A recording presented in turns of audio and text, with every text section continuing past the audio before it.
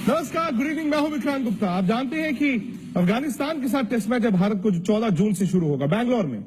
लेकिन अफगान जलेबी ऐसी बनी है कि शायद भारत के कुछ बल्लेबाज परेशान हो रहे होंगे। खास तौर से ये तस्वीरें जो मेरे पीछे दिख रही है, ये टिकड़ी, ये स्पेन की टिकड़ी ऐसी है कि अगर अफगान जलेबी चल गई तो फिर भारत के बल्लेबाजों को, कम से कम भारत के बल्लेबाजों को इस टेस्ट मैच में दिक्कत आ सकती है। यही तो चाहती है ये अफगान जलेबी कि लोग कहें भाई वाह। और अगर ये अफगान जलेबी की वाह वाह हुई तो आह निकलेगी भारतीय सितारों को, जैसे बांग्लादेशियों की निकली है अभी अभी। राशिद ने घेर कर मार डाला। माना कि ये फॉर्मेट अलग है, मगर बांग्लादेशी बल्लेबाजों का जो हाल हुआ वही भारतीय बल्लेबाजों का हो गया तो कहीं भूले तो नहीं आप राशिद खान को। ये वही राशिद खान जिनके मुरीद क्रिकेट के भगवान भी हैं।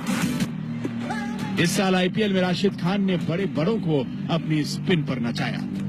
अब यही राशिद खान आ रहे हैं हिंदुस्तान का इम्तिहान लेने। यूं तो ये टेस्ट में पहली बार गेंद संभालेंगे, मगर उनके कोच का इत्मीनान सुनिए।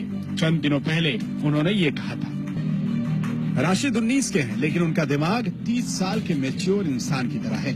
मुझे भरोसा है कि टेस्ट में वो वही करिश्मा करेंगे जो T20 में करते हैं। उन्हें इस फॉर्मेट के तौर तरीके अपनाने में वक्त नहीं लगेगा। यूं तो हर विरोधी टीम का कोच और कप्तान अपने स्टार खिलाड़ियों के बारे में ऐसी राय रखते हैं, मगर फिल सिमंस अभी उस श्रेणी में नहीं आते। पहला ही टेस्ट खेलने जा रही टीम के कोच माइंड गेम तो खेल नहीं रहे, वो जेन्युइन बात कर रहे हैं। दरअसल राशिद में है वो बात जो भरोसा जगा दे। 17 साल के स्पिनर ने भी जहन में जगह बनाई।